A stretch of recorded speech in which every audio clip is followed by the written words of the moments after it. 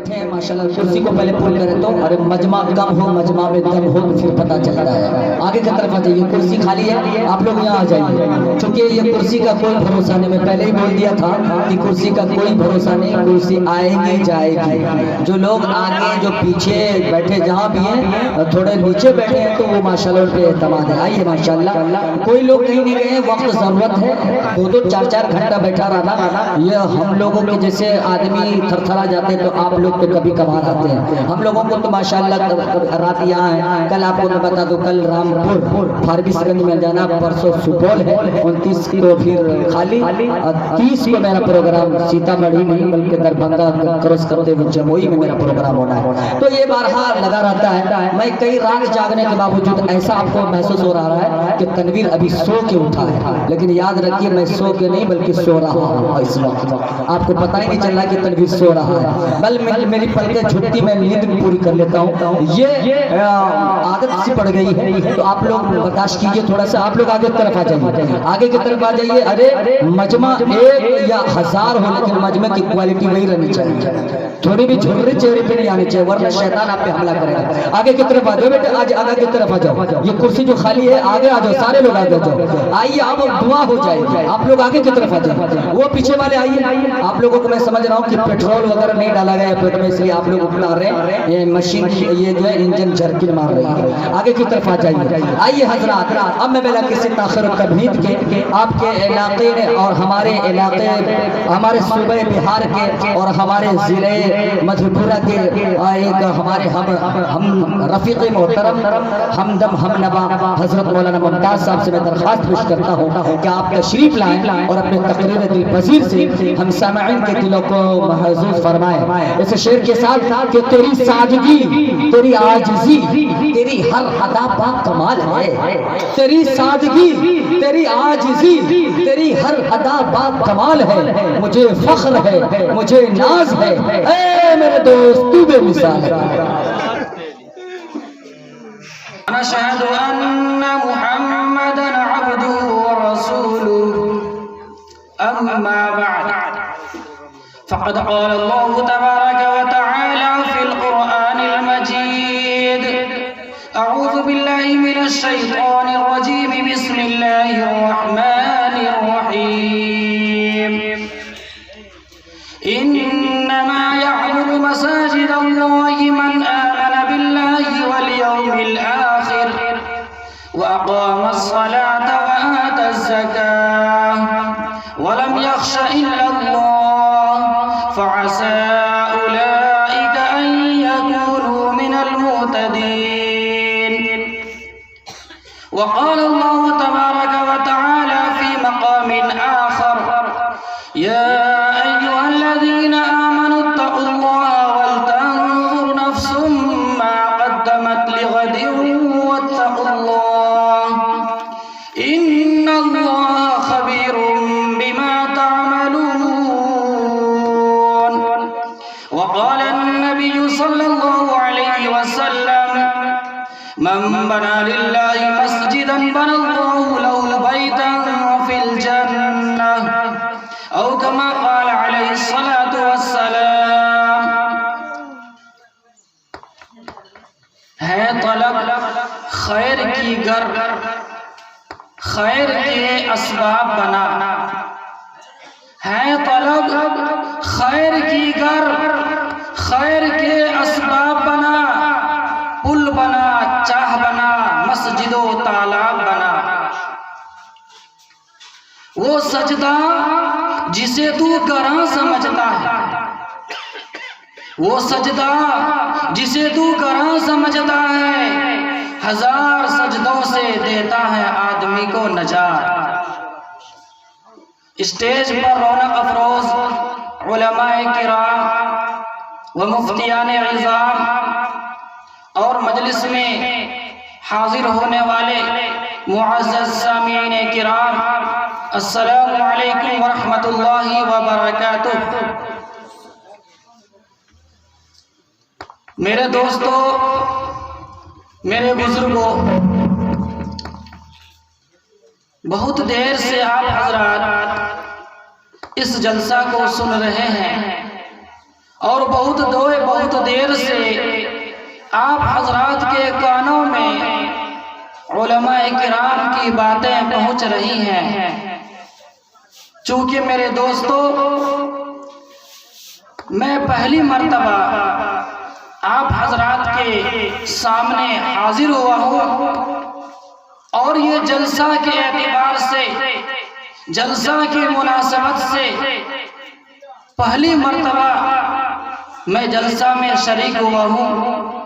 दुआ कीजिए अल्लाह रब्बुल इज़्ज़त से कि अल्लाह ताला मुझे सही सही कहने की तौफीक अता फरमाए और जो कुछ मेरी ज़बान से निकले अल्लाह हमें भी और आपको भी और हमारी तमाम माँ और बहनों को और तमाम मुसलमानों को उस पर अमल करने की तौफीक अता फरमाए।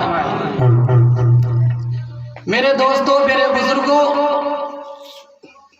बहुत देर से आप हजरात मौलाना मोहम्मद तनवीर ज़की साहब को समाअत फरमा रहे थे। मौलाना ने एक बात भी आप हजरात के सामने अर्ज की कि बहुत से लोग ऐसे होते हैं जो 5 वक्त की नमाज तो अदा नहीं करते हैं, जुमा की नमाज अदा कर लेते हैं, ईद और बकरा ईद की नमाज अदा कर लेते हैं, लेकिन उनमें से बहुत से लोग ऐसे भी हैं जो 5 वक्त की नमाज अदा करने की तो दूर की बात है, जुमा की नमाज भी छोड़ देते हैं। और बहुत से लोग ऐसे हैं कि जिनकी रकात ईद और बकरा ईद में भी निकल जाती है। तो मेरे दोस्तों, मेरे बुजुर्गों, ऐसा नहीं होना चाहिए। बहुत से लोग ऐसे होते हैं जो ये समझते हैं कि जब नमाज का वक्त करीब हो जाएगा, जब जुमा की नमाज का वक्त करीब हो जाएगा, फिर जाकर मस्जिद में हाजिर होते हैं और जाकर बगैर सुन्नत पढ़े हुए इमाम साहब के साथ मिलकर नमाज अदा कर लेते हैं। मेरे दोस्तों, मुअज़्ज़ज़ सामीन किराम, पर्दा नशी मेरी माँ और बहनों, एक शायर है, शायर का नाम था सज्जाद झंझट रुड़कवी। वो कहते हैं कि एक मर्तबा मैं ईद की नमाज पढ़ने के लिए जा रहा था। जब मैं ईदगाह के करीब पहुंचा तो क्या देखता हूँ कि इमाम साहब नमाज में बिल्कुल खड़े हैं और पीछे से सारे मुक्तदी बिल्कुल खड़े हैं और वो कुछ दूर ही थे। वो समझे कि अगर मैं पैदल आहिस्ता आहिस्ता चलूं तो हो सकता है मेरी नमाज छूट जाएगी, इसलिए वो तेजी से दौड़ने लगे कि हो सकता है मेरी नमाज ना निकल जाए। और उनके दिमाग में ये बात आई कि आखिर में ही मैं सबसे आखिर में जा रहा हूँ, हो सकता है अब मेरे बाद कोई आने वाला आदमी नहीं होगा। इसलिए वो दौड़ता हुआ, हपसता हुआ, बहुत ही परेशानी के आलम में वो आगे बढ़ता है और नमाज पढ़ने के लिए जाकर इमाम के पीछे खड़ा होता है। इतने में क्या देखता है कि 2 नौजवान और पीछे से दौड़े हुए आ रहे हैं। 2 नौजवान पीछे से दौड़े हुए आ रहे हैं। उन्होंने भी आकर जल्दी से इमाम के साथ नमाज को पकड़ने के लिए और इमाम के साथ नमाज पढ़ने के लिए नियत बांधी और नमाज अदा कर ली। जब नमाज खत्म हो गई तो शायर सज्जाद झंझट रुड़कवी ने दोनों नौजवान से कहा कि अरे बेटे, मैंने तो सोचा था कि सबसे आखिर में मैं ही आ रहा हूँ, लेकिन तुम दोनों मेरे पीछे दौड़े दौड़े आ रहे थे। अच्छा किया जो तुमने वुजू नहीं बनाई, अगर वुजू के चक्कर में रहता तो नमाज ही छूट जाती। मेरे दोस्तों, मेरे बुजुर्गों, आज हमारे नौजवान का ये हाल हो गया है कि जब नमाज का वक्त बिल्कुल करीब हो जाता है तब जाकर नमाज अदा करने की फिक्र करते हैं। और बहुत से तो ये सोचते हैं कि चलो बिल्कुल वक्त नजदीक हो गया है और किसी काम में फंस गया तो छोड़ ही देते। मेरे दोस्तों, चूंकि आज का ये प्रोग्राम आज का ये जलसा सभी को मालूम है कि मस्जिद की तामीर की ढलाई के मुनासबत से रखा गया है और उसी की मुनासबत से हाफिज आमिर सुहेल साहब ने, हाफिज मोहम्मद अजीमुद्दीन साहब ने मुझे भी दावत दी। मैंने उनसे कहा कि देखिए, मैं तो बहुत ज़्यादा बोलने वाला आदमी नहीं हूँ, फिर भी मैं एक शिरकत की नीयत से उस जलसा में शरीक हो जाऊंगा। हो सकता है अल्लाह तबारक व तआला मेरे शरीक होने ही को कबूल फरमा ले। मेरे दोस्तों, अभी आप हजरात देख रहे हैं कि जब शायर नात पढ़ रहे थे, जब मौलाना तनवीर ज़की साहब बार बार ऐलान फरमा रहे थे और चंदा की बात कर रहे थे, तो वाह वाह की आवाज आ रही थी। इधर से भी 500 रुपए के नोट, इधर से भी 1000 रुपए के नोट और इधर से भी तरह तरह के नोट निकल रहे थे। लेकिन कुछ कुर्सी खाली हो गई है। आखिर वो आदमी गए कहाँ? अगर कुछ लोगों से पूछिए तो जलसा में आप गए थे, क्या सुने, क्या समझ में बात आई आपको, क्या कुछ आपने वहां से सुन करके आया या नहीं? तो बहुत से लोग कहेंगे कि जलसा सुनने के लिए तो गए, बहुत ही अच्छी अच्छी तकरीरें भी हुई, लेकिन क्या कहा था मुझे पता ही नहीं।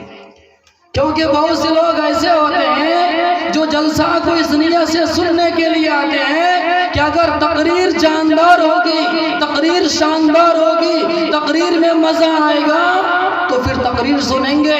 अगर तकरीर में मजा नहीं आएगा, तकरीर जानदार नहीं होगी, तकरीर शानदार नहीं होगी, तो फिर वो कुर्सी खाली करके यहाँ से बाहर निकल जाते हैं। और कुछ लोग तो ऐसे होते हैं जो पहले ही मीटिंग कर लेते हैं कि अरे भाई फलां जगह जो जलसे में जा रहे हैं वहाँ कुछ खाने का भी इंतजाम है या नहीं, आया गाय का इंतजाम है या भैंस का इंतजाम है या खस्सी और मुर्गे का प्रोग्राम है।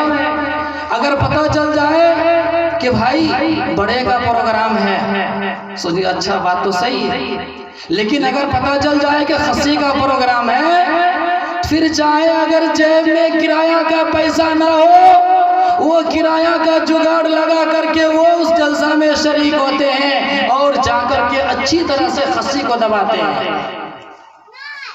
मेरे दोस्तों, इसीलिए कहा जाता है कि जलसा में बैठने के साथ साथ नियत ये होनी चाहिए कि अल्लाह ताला हमारे यहाँ बैठने को कबूल फरमाए और जो कुछ भी बातें हमने सुनी है उस पर अमल करने की तौफीक अता फरमाए। तो सबसे मेन चीज अमल करने की नियत होनी चाहिए। मेरे दोस्तों,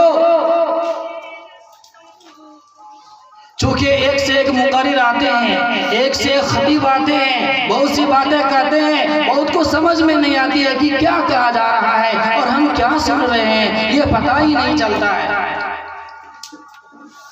तो इसी तरह मेरे दोस्तों, जब कोई आदमी किसी परेशानी में मुब्तला हो जाता है, किसी परेशानी में फंस जाता है, किसी जगह उसको एक जगह से दूसरी जगह निकलने की जगह नहीं मिलती है, वो सोचता है कि दाएं जाऊं या बाएं जाऊं, आगे जाऊं या पीछे जाऊं, ऊपर जाऊं या नीचे जाऊं, उसको कुछ समझ में नहीं आता है कि आखिर मैं करूं तो क्या करूं। आखिर वो उसी परेशानी के आलम में रहकर खत्म हो जाता है।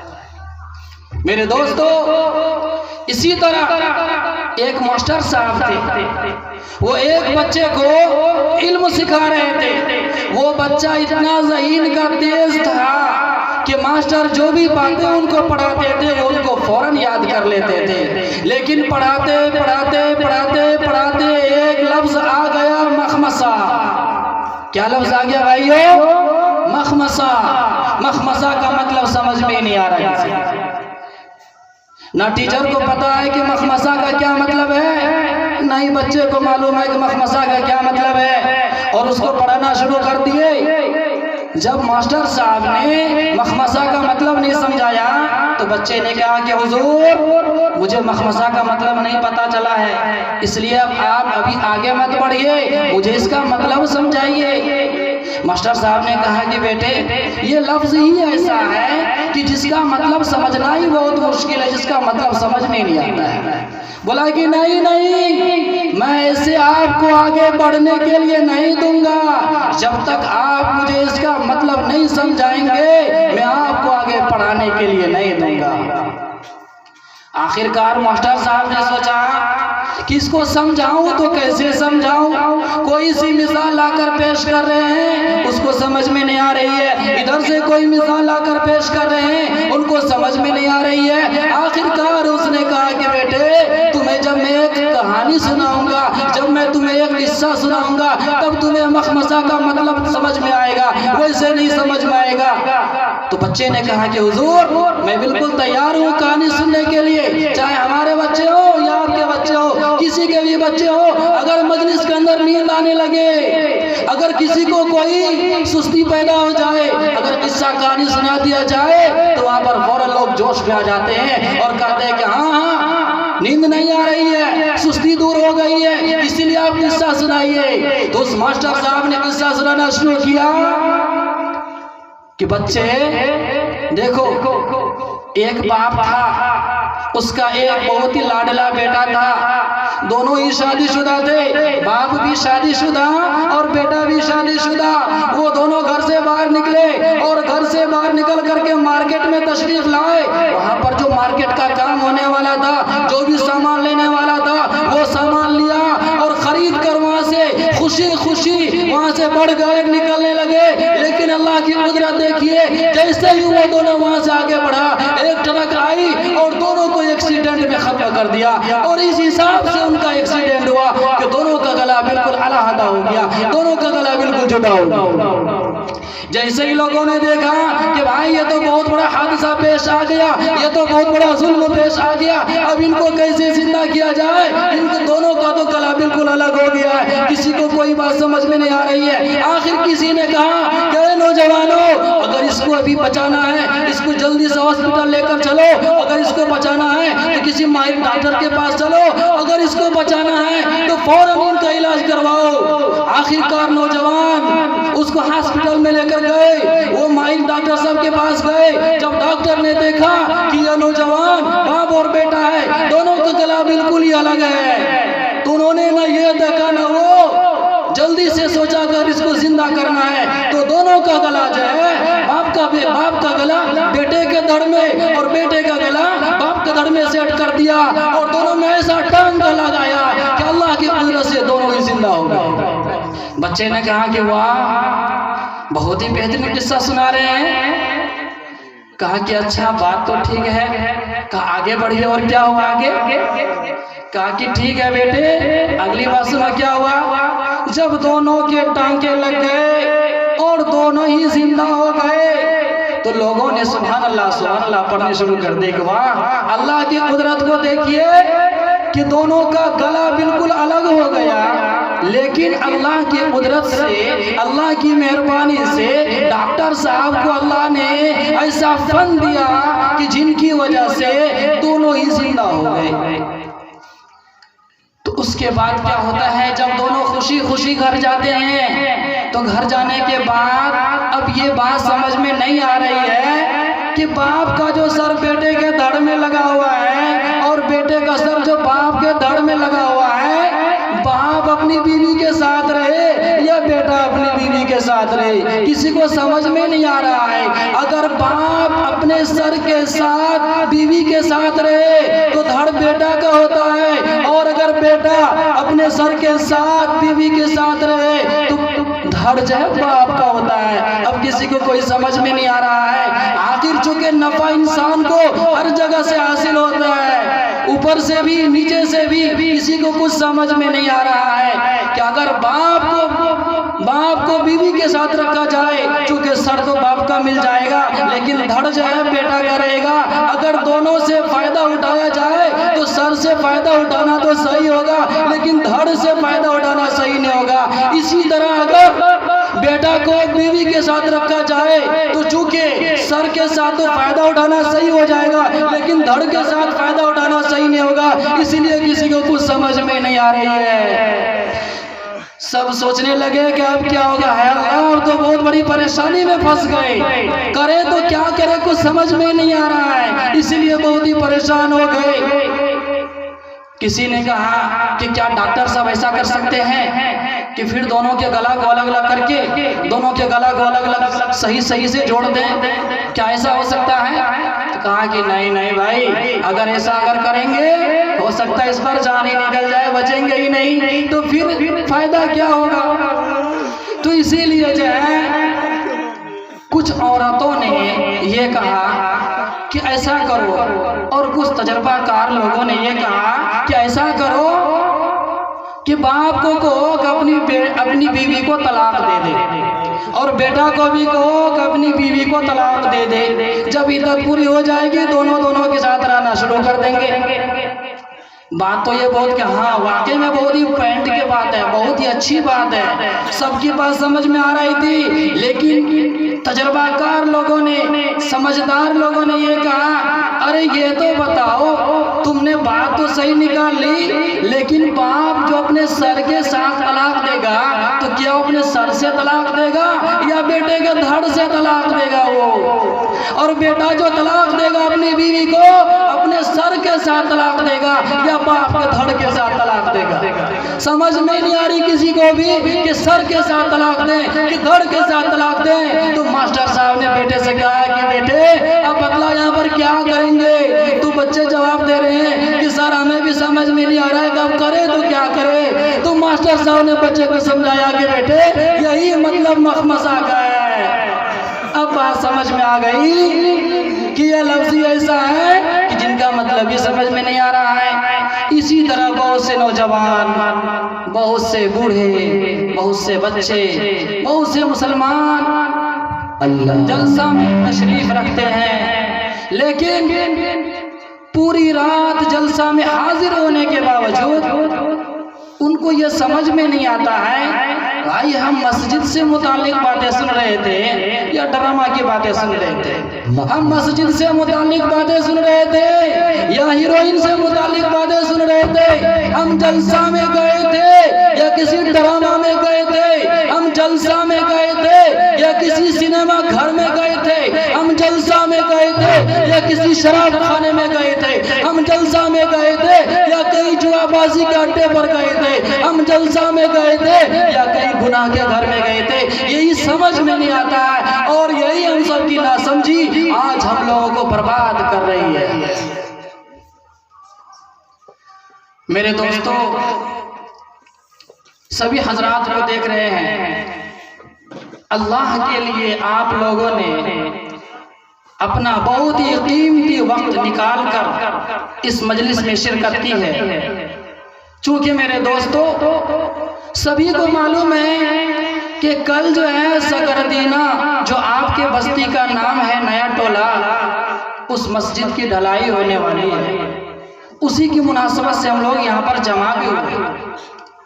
तो चूंकि मेरे दोस्तों मस्जिद से मुताल्लिक कुछ बातें अर्ज कर देनी ज़रूरी है ताकि हमें ये पता चल जाए कि मस्जिद में जो हम रुपए पैसे लगा रहे हैं, मस्जिद जो बना रहे हैं, इसमें हमें लगाने से कोई फ़ायदा मिलेगा या नहीं।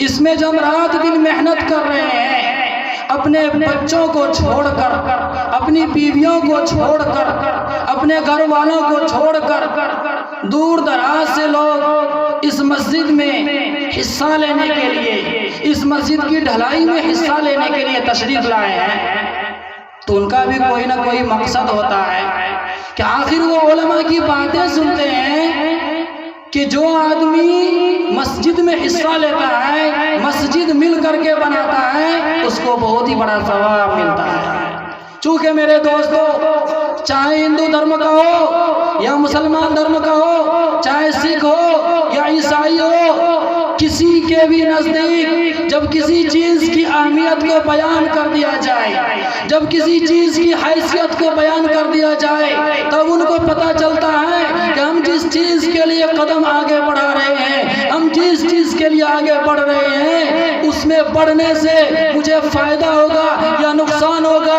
अगर फायदा होगा तो वो कदम आगे बढ़ाएगा और अगर नुकसान होगा तो वो कदम पीछे कर लेगा। इसलिए मेरे दोस्तों, मस्जिद में जो हम लोग हिस्सा ले रहे हैं उसमें फायदा ही फायदा है, उसमें नुकसान की कोई बात ही नहीं है। मेरे दोस्तों, इसीलिए मिसाल के तौर पर समझाया जाता है। मान लीजिए अगर किसी को दीनी इल्म की जानकारी हो और वो ये जानता है कि मैं जो ये काम कर रहा हूँ इसमें मुझे फायदा होगा या नहीं, और मैं जो ये काम कर रहा हूँ उसमें मुझे फायदा होगा या नहीं। अगर फायदा का पता चल जाए तो वो उसको करेगा, और अगर फायदा का पता ही ना चले तो वो उसको छोड़ देगा। इसीलिए मिसाल के तौर पर बयान किया जाता है। मान लीजिए कोई आदमी गाड़ी पर बैठ करके, बुलेट गाड़ी ले लीजिए या सुपर स्प्लेंडर ले लीजिए, उस पर अगर बैठ करके कोई रास्ता से गुजर रहा है, रास्ता जाते जाते उसको रास्ते में कोई कांटा मिल गया, तो इस्लामी फर्ज यह है, सुन्नत तरीका यह है कि उस कांटे को रास्ते से हटा दिया जाए और उसमें सवाब मिलेगा। लेकिन अगर उसे सवाब का मालूम ही नहीं है तो वो दिल में सोचेगा, दिमाग से सोचेगा कि अरे मैं ये कांटा को क्या हटाऊं, मैं गाड़ी पर चला रहा हूं, मैं गाड़ी पर से उतरूंगा, इस कांटे को हटाऊंगा, फिर उसको कहीं दूर फेंक दूंगा, तो इसके लिए मुझे बहुत ही मेहनत करनी पड़ेगी। इसलिए वो कांटा को छोड़ करके आगे चला जाता है। लेकिन अगर मेरे दोस्तों, अगर किसी चीज के बारे में ये मालूम हो जाए कि ये चीज मेरे लिए फायदामंद है, ये चीज मुझे बहुत ही फायदा देने वाली है, तो वो उसको जरूर हासिल करेगा। इसीलिए मिसाल के तौर पर बयान किया जाता है कि अगर कोई आदमी दूसरी या तीसरी मंजिल पर हो और वो वहां से देखे नीचे में जमीन पर कि कोई 500 का नोट या 2000 का नोट या 100 का नोट पड़ा हुआ हो, तो वो सोचेगा कि ये जो रास्ता है यहाँ पर आदमी बैठे हुए हैं, मैं नीचे उतरूं और वो रुपया ले लूं। ना किसी आदमी का डर, ना अल्लाह का डर, ना दिल में शर्म हया, और ना ही कोई बात। वो ऊपर से नीचे उतरेगा और उतरने के बाद वो चुपके जाएगा, दिल में शर्मिंदगी का ख्याल भी लाएगा कि अगर किसी ने मुझे देख लिया तो क्या होगा। इसलिए वो जाएगा और चुपके से रुपए उठा करके वो लेकर चला जाएगा। क्यों?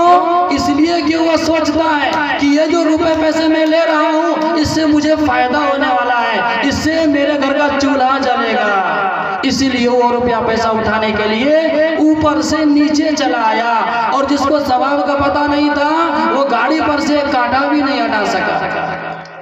इसीलिए मेरे दोस्तों, हदीस पाक के अंदर आता है, अल्लाह के नबी सल्लल्लाहु अलैहि वसल्लम ने इरशाद फरमाया, मन बना लिल्लाहि मस्जिदन बनल्लाहु लहु बैतन फिल जन्नह, कि जो शख्स अल्लाह के लिए इस दुनिया के अंदर मस्जिद बनाता है, जो शख्स अल्लाह के लिए इस दुनिया के अंदर मस्जिद बनाता है, अल्लाह उसके लिए जन्नत में महल बनाएंगे। सुभान अल्लाह। अब मान लीजिए हम में से, आप में से कौन ऐसा आदमी होगा जो कि जन्नत की ख्वाब ना देखता हो, जो ये ना सोचता हो कि जन्नत के अंदर मेरा महल बन जाए? कौन आदमी ऐसा है? चाहे गिरा से गिरा हुआ आदमी क्यों ना हो, कौन ये सोचता है कि जन्नत के अंदर मुझे मजा ना मिले? कौन ये सोचता है कि मैं जन्नत के अंदर दाखिल ना हो जाऊं? कौन ये सोचता है कि मैं मस्जिद के अंदर कुछ रुपया पैसा लगा करके जन्नत के अंदर अपना महल क्यों ना बनवा लूं? हर आदमी सोचता है कि भाई इस दुनिया के अंदर जो परेशानी होती है, जो भी परेशानी झेलनी पड़ती है, उसको झेलो तो आखिरत में फायदा ही फायदा है। और अगर आज हमने इस दुनिया के अंदर परेशानी को नहीं झेला और हर तरह के ऐशो आराम को हमने यहाँ पर पाया रखा, तो ये समझ लीजिए आखिरत की तैयारी किए बगैर हम लोगों की कामयाबी नहीं होगी। जब तक आखिरत की तैयारी इस दुनिया के साथ साथ नहीं होगी तो हम लोग जन्नत में जाने वाले नहीं बने। इसलिए मेरे दोस्तों, अल्लाह के नबी सल्लल्लाहु अलैहि वसल्लम ने एक हदीस के अंदर इरशाद फरमाया, अहब्बुल बिलादि इलल्लाहि मसाजिदुहा व अबग़ज़ुल बिलादि इलल्लाहि अस्वाक़ुहा, कि कि शहरों में ज़मीन के एतबार से, वहाँ के जगहों के एतबार से सबसे बेहतरीन जगह अल्लाह के नज़दीक वहाँ की मसाजिद हैं, और शहरों में ज़मीन के एतबार से सबसे बुरी जगह वहाँ के बाज़ार हैं। तो मेरे दोस्तों, अगर हम मस्जिद में नमाज पढ़ने के लिए जाएं तो जाने के साथ जब घर से कदम निकालेंगे नियत हमारी ये हो कि हम मस्जिद में नमाज पढ़ने के लिए जा रहे हैं, तो जैसे घर से निकलेंगे हर कदम पर सवाब मिलना शुरू हो जाएगा। और अगर हमने ये नियत कर ली चलो हम बाजार जा रहे हैं और बाजार के काम से निकल गए, नियत में योग सिर्फ बाजार में आयश मौज करेंगे, तो फिर ये समझ लीजिए कि सवाब कुछ भी नहीं मिलेगा। तो मेरे दोस्तों, मेरे बुजुर्गों, अगर हमारा और आपका ईमान सहाबा जैसा हो जाए, अगर हमारा और आपका ईमान ताबीईन जैसा हो जाए, अगर हमारा और आपका ईमान तबे ताबीईन जैसा हो जाए, अगर हमारा और आपका ईमान अइम्मा मुज्तहिदीन जैसा हो जाए, अगर हमारा और आपका ईमान औलिया किराम जैसा हो जाए, बुजुर्गाने दीन जैसा हो जाए, नेक आदमी का जैसा हो जाए, तो समझ लिए इंशाअल्लाह हम लोग जरूर कामयाब होंगे। और अगर हमारा ईमान मजबूत नहीं होगा, पक्का नहीं होगा, तो हम दुनिया में भी नाकाम होंगे और आखिरत में भी नाकाम हो जाएंगे। मेरे दोस्तों, मेरे बुजुर्गों, अगर इस दुनिया के अंदर देखा जाए तो बहुत से लोग ऐसे हैं कि जिनको एक दूसरे से शिकायत रहती है और ये समझते हैं कि कैसे जिनसे मुझसे शिकायत है किसी तरह अल्लाह उसको उठा ले, जल्दी से उठा लेगा तो मुझे जो है बहुत ही सुकून मिलेगा। इसीलिए उससे अल्लाह से उसके उठाने के लिए भी दुआ कर देते हैं। खास करके तो लोग दुश्मनों के लिए जरूर दुआ करते हैं, चाहे अपने लिए करे या ना करे। लेकिन बहुत से मुसलमान भी ऐसे हैं जिन्होंने अपनी नासमझी के एतबार से और मजबूरी में लोगों को दुश्मन बनाना शुरू कर दिया। हालांकि मेरे दोस्तों, अल्लाह के नबी सल्लल्लाहु अलैहि वसल्लम ने इरशाद फरमाया, अल मुस्लिम अखुल मुस्लिम, कि मुसलमान मुसलमान का भाई है। लेकिन आज हम लोगों ने अपने भाइयों के लिए खुद ही कुआं खोदना शुरू कर दिया और ये सोचते हैं कि किसी तरह ये कुआं में गिर जाए। इसी तरह मेरे दोस्तों, जिस तरह एक मुसलमान को दूसरे मुसलमान से शिकायत, जिस तरह एक आलिम को दूसरे आलिम से शिकायत, जिस तरह एक रिश्तेदार को दूसरे रिश्तेदार से शिकायत, जिस तरह एक घरवाले को दूसरे घरवाले से शिकायत, जिस तरह एक भाई को दूसरे भाई से शिकायत, जिस तरह एक बहन को दूसरी बहन से शिकायत, इसी तरह मियाँ को बीवी से शिकायत, बीवी को मियाँ से शिकायत, यहाँ तक के अगर उससे आगे बढ़ लिया जाए तो नौजवान को नौजवानों से शिकायत, उससे भी अगर आगे बढ़ लिया जाए तो बुढ़ी को बुढ़ा से शिकायत, बुढ़ा को बुढ़ी से शिकायत।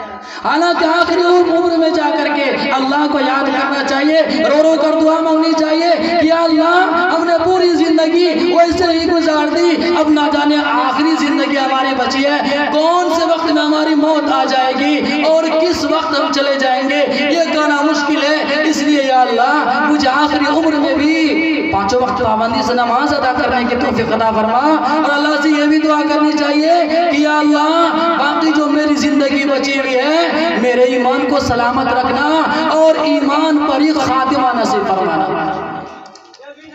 मेरे दोस्तों, इसी तरह का एक वाकया पेश आ गया। क्या पेश आ गया कि एक बुढ़ा जो था उसको अपनी बुढ़ी से बहुत ही ज्यादा शिकायत, एक तो होती थोड़ी सी शिकायत, उनको हद से ज्यादा शिकायत थी। और वो बुढ़ा हमेशा दुआ कर रहा था, या अल्लाह किसी तरह मेरी बुढ़ी को उठा ले, या अल्लाह किसी तरह मेरी बुढ़ी को उठा ले, इन्होंने मेरा दिमाग खराब कर दिया है, इन्होंने मेरा जीना दुश्वार कर दिया है, इन्होंने मेरा चलना फिरना मुश्किल कर दिया है, या अल्लाह किसी तरह बुढ़ी को उठा ले। ये दुआ कर रहे थे। अचानक एक मर्तबा ऐसा हुआ कि बुढ़ी को घर में किसी चीज से ठोकर लगी और गिरकर बेहोश हो गई। जब वो बेहोश हो गई तो बुढ़ा समझा कि बुढ़ी गई आज, लगता है कि अल्लाह ताला ने मेरी दुआ को आज कबूल कर लिया। जा करके लोगों से जाकर अर्ज करने लगा, इमाम साहब के पास पहुंचे कि इमाम साहब जरा ऐलान कर दीजिए, फुला साहब की बुड्ढी का, फुला साहब की बीवी का इंतकाल हो गया, उसकी नमाज जनाजा इतने वक्त में पढ़ी जाएगी। इमाम साहब ने ऐलान कर दिया और वो बुड्ढा गाँव में जा करके सबको बतलाने लगा, अपने रिश्तेदारों को बतलाने लगा, क्या है मेरी बुड्ढी का इंतकाल हो गया, मैं उसको बहुत ही चाहता था, वो भी मुझे बहुत चाहती थी, वो बहुत ही मेरी प्यारी थी, लेकिन क्या हो गया, अचानक उसका इंतकाल हो गया। आखिरकार करते करते सब लोग जमा हो गए और जनाजे की नमाज पढ़ने के लिए सब वहां पर हाजिर हो गए। इमाम साहब आए, जनाजा की नमाज पढ़ा दिए। नमाज पढ़ने के बाद कुछ लोग उसको कंधे पर उठा करके, चारपाई को उठा करके चल दिए। रास्ते में चलते चलते चलते चलते सब लोग रास्ते में ला इलाहा इल्लल्लाह मुहम्मदुर रसूलुल्लाह सल्लल्लाहु अलैहि वसल्लम पढ़ते हुए जा रहे हैं।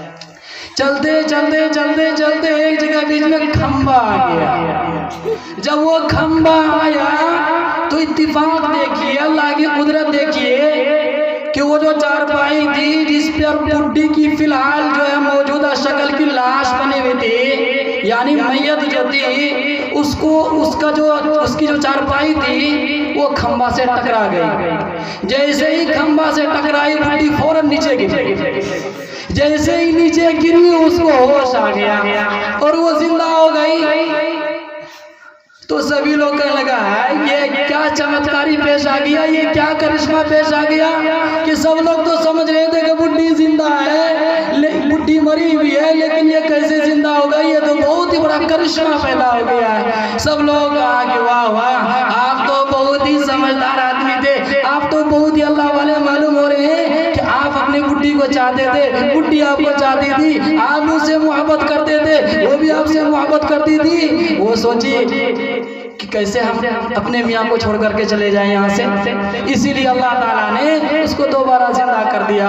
अब अंदर से बुड्ढा बहुत ही परेशान हो गया, कहा है अल्लाह ये क्या हो गया है, अब फिर मेरा जीना मुश्किल कर देगा, मेरा रहना मुश्किल कर देगा, मेरा चलना फिरना मुश्किल कर देगी, इसीलिए बहुत ही परेशान है मेरे दोस्तों। आखिरकार वहाँ से जाने के बाद कुछ दिनों के बाद हकीकत में बुड्ढी का इंतकाल हो गया।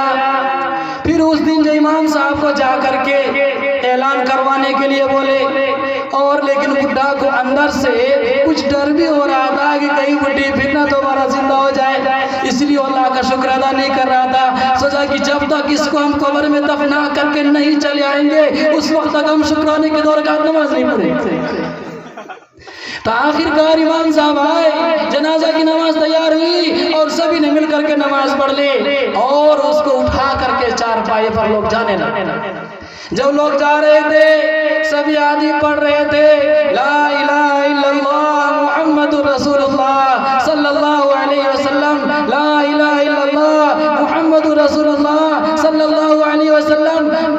सामने के आदमी भी, पीछे के आदमी भी, दाएं के भी, बाएं के भी, हर तरफ से चारों तरफ से आवाज आ रही थी ला इलाहा इल्लल्लाह मुहम्मदुर रसूलुल्लाह, ला इलाहा इल्लल्लाह मुहम्मदुर रसूलुल्लाह। लेकिन बुड्ढे की जबान से क्या निकल रहा था, खंबा बचा के, खंबा बचा के, खंबा बचा के।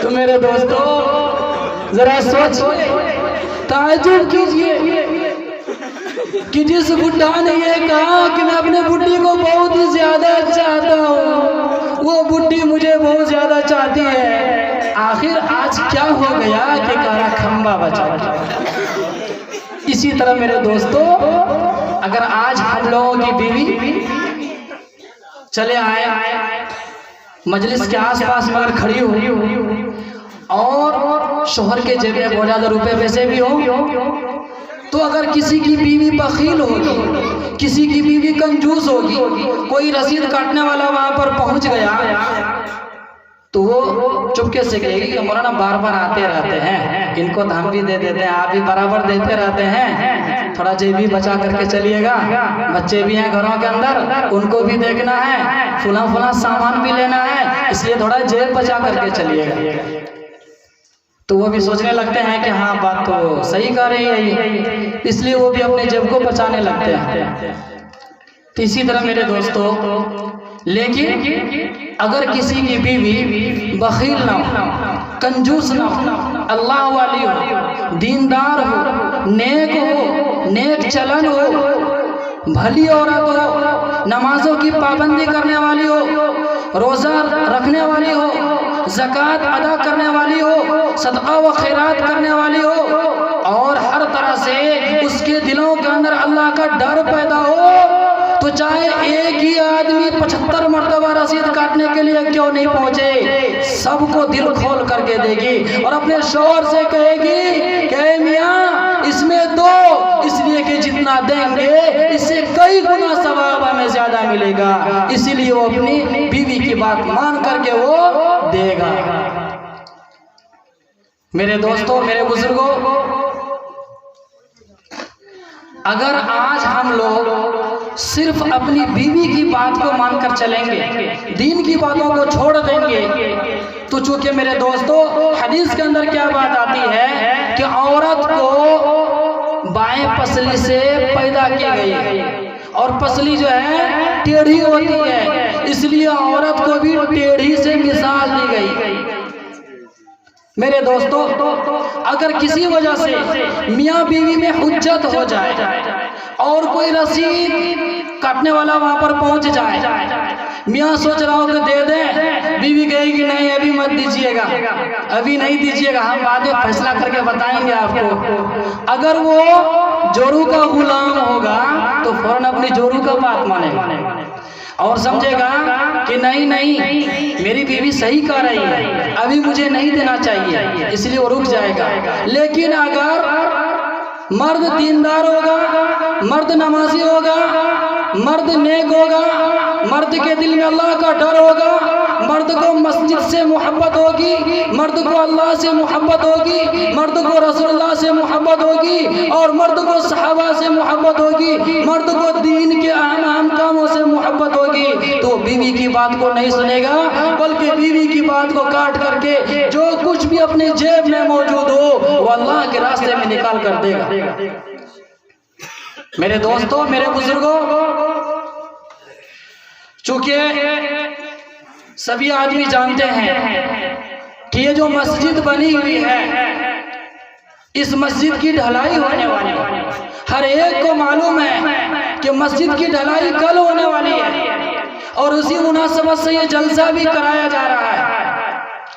अगर हम लोग मस्जिद के लिए थोड़ा थोड़ा सा हिस्सा ले लेंगे तो इंशाअल्लाह जन्नत के अंदर हमारा महल तैयार हो जाएगा। एक बादशाह ने फैसला किया कि मैं एक मस्जिद बनवाऊंगा और पूरा का पूरा रुपया पैसा उसमें मैं अकेला ही लगाऊंगा, किसी का एक रुपया भी उस मस्जिद में नहीं लगने के लिए दूंगा। लेकिन मेरे दोस्तों, जब ये बात आग की तरह फैल गई, जब ये बात आग की तरह फैल गई, तो कुछ लोगों के दिलों में ये भी शौक पैदा हुआ कि बादशाह साहब कैसे हैं, अगर हम लोगों को भी थोड़ा थोड़ा हिस्सा लेने का मौका दे देते तो कुछ हमें भी सवाब मिल जाता। लेकिन जो कि बादशाह का हुक्म होता है, फिर भी एक लकड़हारे ने किसी तरह हिम्मत बांध करके वो बादशाह के दरबार में हाजिर हुआ और अर्ज किया कि बादशाह, मैंने सुना है कि आप एक मस्जिद की तामीर करने वाले हैं और आपने ये ऐलान फरमा दिया है कि इस मस्जिद की तामीर में किसी का एक रुपया नहीं लूंगा, किसी की एक ईंट नहीं लूंगा, बल्कि पूरी की पूरी आमदनी, पूरा का पूरा रुपया मैं इसमें खर्च करूंगा। लेकिन बादशाह सलामत, मैं उम्मीद लेकर के आया हूँ कि अगर ना ज्यादा तो थोड़ी सी ईंट मैं अपनी लकड़ी को बेच करके आया हूँ, इसलिए मुझे जो है इस ईंट को मस्जिद में लगवाने की इजाजत दी जाए, मैं इसको लगवाने के लिए चाहता हूँ। बादशाह ने कहा कि नहीं लकड़हारे, मैंने पहले ही हुक्म दे दिया है कि मैं किसी की भी एक ईंट भी, किसी का एक पैसा भी मस्जिद में लगने नहीं दूंगा, इसलिए पूरी की पूरी आमदनी मैं ही लगाऊंगा। हर तरह से लकड़हारे ने बात सुन ली, लेकिन बादशाह के सामने कुछ न कर सका। आखिर उसने सोचा कि कोई तरीका तो ऐसा निकाला जाए कि जिससे मेरा भी रुपया पैसा, जिससे मेरा भी सामान मस्जिद के अंदर लग जाए। आखिर उसने क्या किया, जो लकड़ी का गट्ठर था उस लकड़ी के गट्ठर के अंदर कुछ ईंटें उसने बांध दी, ऊपर से लकड़ी रख दी और सोचा कि अगर इस लकड़ी को खोल करके सीधे किसी के सामने अगर रखता हूँ तो सबको पता चल जाएगा इस लकड़हारे ने भी कुछ ईंटें मस्जिद के नाम पर दी है। इसीलिए उसे एक तरीका ऐसा चला कि जहाँ पर बादशाह की ईंट गिरी हुई थी, जब उसके पास से गुजरा तो वहां पर जाकर इस स्टाइल से गिरा कि पता चला जैसे कि कोई ठोकर लग गई हो, इसलिए वो गिरा, उसकी गठरी खुल गई और वो ईंट पर ही गिर गई। और गिरने के बाद उसकी जो ईंटें थी उस गठरी के अंदर वो ईंट बादशाह की ईंट में मिल गई और उसने अपनी लकड़ी को उठाया और उठाने के बाद उसको बांधा और चुपचाप वहां से चल दिया। जाने के बाद मेरे दोस्तों, बादशाह को रात में ख्वाब आया कि अल्लाह ताला ने, जब उस मस्जिद की तामीर हो गई, उसके ख्वाब में आया कि अल्लाह ताला ने उस बादशाह के लिए जन्नत के अंदर एक महल बनाकर तैयार किया है, लेकिन उसी के सामने एक महल और भी है जिस पर लकड़हारे का नाम लिखा हुआ है। बादशाह को बहुत ही ताज्जुब हुआ और सुबह होकर के लकड़हारे को बुलाया, ए लकड़हारे, मैंने तो तुम्हें इजाजत नहीं दी थी किसी चीज को लगाने के लिए, आखिर क्या वजह है कि जिसकी वजह से तुम्हारे लिए भी जन्नत में एक महल तैयार हो गया है। उस लकड़हारे ने सारी की सारी कहानी, सारा का सारा किस्सा हर एक बार बहुत ही मजबूरी की हालत में बादशाह को सुनाई। बादशाह ने कहा यकीनन नबी की बात सच होती है कि मन बना लिल्लाहि मस्जिदन बनल्लाहु लहु बैतन फिल जन्नह, कि जो शख्स दुनिया के अंदर अल्लाह के लिए, अल्लाह की रिजा के लिए, अल्लाह की खुशनुदी के लिए, अल्लाह को खुश करने के लिए मस्जिद की तामीर करेगा, मस्जिद बनवाएगा, अल्लाह तबारक व तआला उसके लिए जन्नत में महल तैयार करेंगे। मेरे दोस्तों, मेरे बुजुर्गों, सिर्फ जन्नत के अंदर महल ही तैयार नहीं होगा, बल्कि वहाँ तो एक से एक नेमतें मिलेंगी, वहाँ के एक से एक खाने पीने मिलेंगे, वहाँ की हुरें मिलेंगी और वहाँ की बेशुमार नेमतें मिलेंगी। सबसे बड़ी नेमत ये होगी कि वहाँ पर अल्लाह का दीदार नसीब होगा। सबसे बड़ी नेमत क्या होगी? वहाँ अल्लाह का दीदार नसीब होगा। आज हम लोग दुनिया के अंदर हैं, अल्लाह को नहीं देख पा रहे हैं। क्यों नहीं देख पा रहे हैं? इसलिए कि हमारी आँख में उतनी ताकत नहीं है। लेकिन जन्नत में जाने के बाद अल्लाह तबारक व तआला हमारी आंखों के अंदर वो पावर पैदा कर देंगे, वो ताकत पैदा कर देंगे कि जिनकी वजह से हम अल्लाह को जन्नत के अंदर देख सकें। मेरे दोस्तों, चूंकि जन्नत के अंदर हूरें भी मिलेंगी, जिस तरह बहुत से लोग दुनिया के अंदर रह करके औरतों के चक्कर में अपना वक्त भी गुजार देते हैं बहुत सारे, तो चूंकि अल्लाह तबारक व तआला इंसानों के मिजाज को देखता है, इसीलिए वो जन्नत के अंदर मुसलमानों को इनाम देने के लिए वहाँ हूर भी पैदा कर रखे हैं। और जो सबसे कमतर जन्नती होगा, सबसे अदना दर्जा का जन्नती होगा, उसको भी दुनिया के मुकाबले में बहुत ही ज्यादा नेमतें मिलेंगी और 72 हूरें उसको मिलेंगी। तो मेरे दोस्तों, एक आदमी ऐसे ही बैठा हुआ था जलसे में, कहा कि यार दुनिया के अंदर तो एक को तो रखने की मुझे ताकत नहीं है, एक ही रखकर मेरा दिमाग खराब कर देती है, और जन्नत के अंदर 72 हूर को कैसे रखूंगा मैं? बहुत ही परेशान हुआ वो कि भाई दुनिया के अंदर एक हूर को तो रखने की ताकत, एक औरत को तो संभालना मुश्किल हो रहा है, एक ही औरत से रोज रोज झंझट होती रहती है, एक ही औरत से लड़ाई झगड़ा होती रहती है, एक ही औरत से तरह तरह की उज्जत होती रहती है, मैं जन्नत में 72 को कैसे संभालूंगा? तो उसको कहा गया कि भाई आपको वहां पर 100 मर्दों की ताकत मिलेगी, आपको वहां पर 100 मर्दों की ताकत मिलेगी। कहा हो ये बात है, फिर तो मैं देख लूंगा, फिर तो मैं देख लूंगा, अगर ये बात है तो मैं देख लूंगा। तो मेरे दोस्तों, मेरे बुजुर्गों, चूंकि हर आदमी देख रहे हैं इस जलसा में बहुत ही शुरू से बिल्कुल तशरीफ लाए हुए हैं, दूर दराज के भी आए होंगे, नजदीक के भी आए होंगे, हर एक जलसा को बहुत ही गौर से समाअत फरमा रहे हैं। और मौलाना तनवीर ज़की साहब ने आप हजरात के सामने एक से एक अहम बातें कही है। मेरे दोस्तों, इस दुनिया के अंदर रह करके अगर हम मस्जिद को बनाते हैं तो मस्जिद को आबाद करना भी हमारे लिए ज़रूरी है। अगर सिर्फ मस्जिद बना दें और मस्जिद को आबाद ना करें तो समझ लीजिए ये अच्छी बात नहीं है। मस्जिद हमारे लिए बद्दुआ करेगी। इसीलिए जनाब मौलाना अब्दुल शकूर साहब फरमाते हैं कि वो खैरपुर सादात एक गांव था। जब उस गांव में गए तो देखा कि नमाज का वक्त हो गया।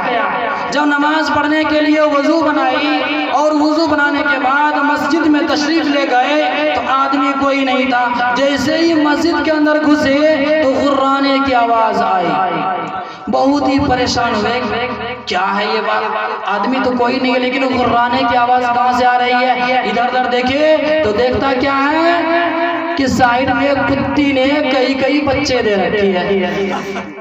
क्या देखा कि एक कुत्ती ने कई बच्चे जो है जन्म दे रखे है। वो मेरे दोस्तों अगर ये हाल हम लोग मस्जिद का कर देंगे तो फिर मेरे दोस्तों मस्जिद बनाने से फायदा नहीं होगा। मस्जिद बनाने से उसी वक्त फायदा होगा जब हम लोग मस्जिद को आबाद करेंगे। अगर मस्जिद को आबाद नहीं करेंगे, मस्जिद को बर्बाद करेंगे तो अल्लाह हम सबको बर्बाद कर देगा। मेरे दोस्तों चूंकि देख रहे हैं कि वक्त भी बहुत ज़्यादा हो चुका है और आखिर में सिर्फ ज़्यादा से ज़्यादा 5 मिनट और वक्त लेकर के मैं अपनी बातों को ख़त्म करना चाहूँगा। मेरे दोस्तों हर एक आदमी ये समझते हैं कि मस्जिद के अंदर जो है अच्छा इमाम हो, मस्जिद के अंदर अच्छी तिलावत करने वाले हो, मस्जिद के अंदर ऐसा आलिम हो, ऐसा कारी हो कि जिसकी आवाज़ अच्छी हो, जिसका अंदाज अच्छा हो, जिसका किरदार अच्छा हो, जिसकी चाल चलन अच्छी हो, जिसका हर चीज़ अच्छी हो। लेकिन मेरे दोस्तों सब चीज़ अच्छी मिल जाने के बावजूद भी हम लोग इमामों की शिकायत ही करते रहते हैं।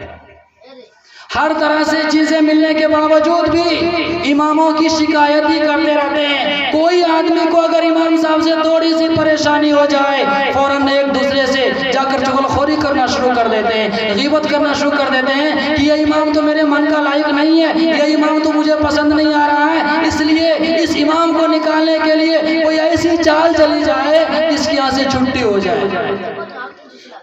तो इसीलिए मेरे दोस्तों एक आदमी जो इमाम के पीछे पड़ गया और बड़ा इतना खतरनाक तरीके से कि सोचा कि इसको मैं ऐसे जाकर के निकालने के लिए चाहूंगा कि आदमी भी याद रखे और ये भी याद रखे अपने आप। आखिर वो इमाम के पीछे पड़ गया। इमाम साहब से ये कहा कि इमाम साहब ये बतलाइए हमें, कोई आदमी जो है पानी पी लेता है, कोई दायां हाथ से कोई बाएं हाथ से, तो क्या हर्ज है इसके अंदर? तो कहा कि देखो दाएं हाथ से पानी पी लेना चाहिए, बाएं हाथ से जो है शैतान पीता है। कोई भी आदमी दाएं हाथ से खाना खाए, बाएं हाथ से अगर खाएगा तो समझ लो कि वो शैतान के पेट में जाएगा। लेकिन कहने लगा अगर हम पी ही लिए तो क्या हो गया, अगर हम बाएं हाथ से खा ही लिए तो क्या हो गया? कहने लगा भाई ये सही नहीं है। हदीसों के अंदर मना किया गया है कि बाएं हाथ से मत खाइए, बाएं हाथ से मत पीजिए, दाएं हाथ से खाइए। लेकिन कहा कि नहीं, अगर हम पी ही लिए तो क्या हो गया, अगर हम खा ही लिए तो क्या हो गया? तो इमाम साहब बहुत ही परेशान हुए। कहा कि लोगों इमाम साहब मेरे मन का लायक नहीं है, मेरे बात का जवाब सही नहीं दे रहा। जब बहुत ही तंग कर दिया इमाम साहब को तो दूसरे जो एक आदमी थे कि बोला कि ये ऐसे नहीं मानेगा, इसको मुझे समझाना पड़ेगा। पूछा कि हाँ भाई बताओ तुम क्या कहना चाह रहे हो? कहा कि भाई आप लोग ये कहते हैं कि दाएं हाथ से खाना चाहिए, बाएं हाथ से नहीं खाना चाहिए। अगर हम बाएं हाथ से खा ही लिए या बाएं हाथ से पी लिए तो क्या हो गया? बोला कि वो शैतान के पेट में चला जाएगा, इसलिए बाएं हाथ से मत खाओ, बाएं हाथ से मत पियो। दूसरे दिन क्या किया उसने? गया कम से कम 20 बोतल दारू लेकर के पीना शुरू कर दिया बाएं हाथ से पीना शुरू कर दिया। 20 बोतल दारू बाएं हाथ से पीना शुरू कर दिया। इमाम साहब ने देखा कि अरे भाई ये क्या कर रहे हो? कहा कि क्या हो गया हुजूर, दारू पी रहे हैं? कहा कि भाई पीना मना है। कहा कि मेरा हथवा तो देखिए, कम से कम मेरा हथवा तो देखिए। कहा कि नहीं नहीं भाई, दाएं हाथ से कोई चीज खाओ सवाब मिलेगा, लेकिन हराम चीज अगर खाओगे तो गुनाह मिलेगा, हराम चीज पियोगे तो गुनाह मिलेगा, इसलिए तुम इस चीजों को छोड़ दो। कितना इमाम साहब समझा रहे थे, लेकिन क्या कह रहा था कि नहीं नहीं, मेरा हथवा तो देखिए, मेरा हथवा तो देखिए, पहले मैं बायां हाथ से पी रहा हूँ, वो मेरे पेट में थोड़े जा रहे हो तो शैतान के पेट में जा रहा है। तो अब इमाम साहब ये सोचे कि भाई क्या करेंगे, ये तो बहुत ही जीना दोभर कर दिया है, बहुत ही मुश्किल कर दिया है। इसीलिए मेरे दोस्तों, एक से एक आदमी ऐसे होते हैं जो इमामों की एक से एक शिकायत करते रहते हैं और ये कहते रहते हैं कि इस इमाम साहब को निकाल दो, इस इमाम साहब की आवाज़ अच्छी नहीं है, इसका अंदाज अच्छा नहीं है, इनका गला सही नहीं है, ये किरात अच्छी नहीं करते, इनका तलफ़ुज़ सही नहीं है और इनका रहन सहन मुझे पसंद नहीं आता है। एक से एक थोड़ी सी थोड़ी गलती और थोड़ी सी थोड़ी कोई भी मजबूरी मिल जाए, इमाम साहब को निकालने की फिक्र करते हैं। हालांकि मेरे दोस्तों, अगर इस दुनिया में रहना है, अपने इमामों की इज्जत करो, अपने इमामों का अदब करो और अपने इमामों की बात पर मानकर चलो। क्योंकि मेरे दोस्तों, अगर आज हमने अपने इमामों को ठुकरा दिया, आज अगर हमने अपने इमामों की बातों को नहीं माना, अगर आज हमने अपने इमामों का अदब नहीं किया, तो मेरे दोस्तों, कल क़यामत के दिन अल्लाह तबारक व तआला हमारी इज्जत नहीं करेंगे, हमारा अदब नहीं करेंगे, हमारा एहतराम नहीं करेंगे, हमारी बातों को सुनेंगे नहीं। इसलिए मेरे दोस्तों, अगर इस दुनिया के अंदर सही सही से जीना है, अगर इस दुनिया के अंदर अल्लाह को राजी करना है, अगर इस दुनिया के अंदर रहकर रसूलुल्लाह को राजी करना है, तो रसूलुल्लाह के जो वारिसीन हैं उनकी भी इज्जत करें, उनका भी अदब करें, उनकी भी बातों को माने। अगर उनकी बातों को नहीं मानेंगे तो हम तबाह बर्बाद हो जाएंगे। मेरे दोस्तों, चूंकि मैं देख रहा हूँ कुछ देर से कि वक्त भी लगभग तकरीबन जो है बहुत ज़्यादा हो चुका होगा, चूंकि बात जितनी करनी थी वक्त उतना ज़्यादा तो मिल नहीं रहा है। और वैसे भी मैंने आप हजरात को शुरू ही में बताया कि मैं कोई मुकर्रिर नहीं, मैं कोई खतीब नहीं, मैं पहली मर्तबा आज स्टेज पर हाजिर हुआ हूँ। वैसे सिर्फ मैं मिलाद में कभी कभी कुछ बोल लेता हूँ, लेकिन स्टेज पर जो है, जो छोटा मोटा जलसा है, पहली मर्तबा मैं यहाँ पर हाजिर हुआ हूँ। और जो कुछ भी मेरी ज़बान से बातें निकली हैं, दुआ कीजिए अल्लाह तबारक व तआला से कि अल्लाह तबारक व तआला हम लोगों को कहने सुनने से ज़्यादा अमल की तौफीक अता फरमाए। वरना तो मेरे दोस्तों, जिस तरह कारी आमिर साहब हो गए और हाफिज अजीम साहब हो गए, यह मेरे गांव जो है उधर किशनगंज के बिल्कुल सिर्फ 4 किलोमीटर की दूरी पर तेलडिया एक बस्ती का नाम है, वहीं पर मेरा घर हुआ। लेकिन अल्लाह का करम है, मैं पढ़ाने के लिए फिलहाल हज होता था, तो ये हमारे गांव गए चंदा करने के लिए, और जहाँ तक मुझे मेहनत करवानी थी मैंने उनके लिए करी, और जहाँ जो कुछ भी हुआ चंदा भी हुआ। और उसी समय जो है आपके ही गांव के मिस्त्री साहब जो है जनाब अब्दुल कय्यूम साहब हो गए और जनाब जाबिर साहब हो गए, ये दोनों मेरी मस्जिद में काम कर रहे थे। तो जो कुछ भी चंदा हुआ उन लोगों के सामने अपने गांव से करवा करके दे दिया। तो दुआ ये कीजिए अल्लाह तबारक व तआला से कि अभी तक जो भी मस्जिद के लिए चंदा हुआ और जो मस्जिद का काम अधूरा रह जाएगा, अल्लाह ताला इस चंदे से भी और बाद में होने वाले चंदे से उस मस्जिद की तकमील को और जो कुछ भी कमी हो उसको पूरी फरमाए। मजीद दुआ यह है कि मेरे लिए भी दुआ कीजिए कि अल्लाह तबारक व तआला आप लोगों की बरकत से जो कुछ भी मैं आज बोल सका हूँ, आगे चल करके मुझे भी अल्लाह तबारक व तआला एक से एक स्टेज पर जाने की तौफीक अता फरमाए। हालांकि ख्वाहिश तो नहीं है, लेकिन फिर भी अल्लाह से दुआ है कि अगर मेरे दिल में कोई दीन की बातें हो और मैं अपना पैगाम लोगों तक पहुँचाना चाहूँ, अपनी माओ बहनों तक पहुँचाना चाहूँ, मुसलमान भाइयों तक पहुँचाना चाहूँ, तो अल्लाह मुझे भी इसकी तौफीक अता फरमाए। आमीन व मा अलैना इल्लल बलाग।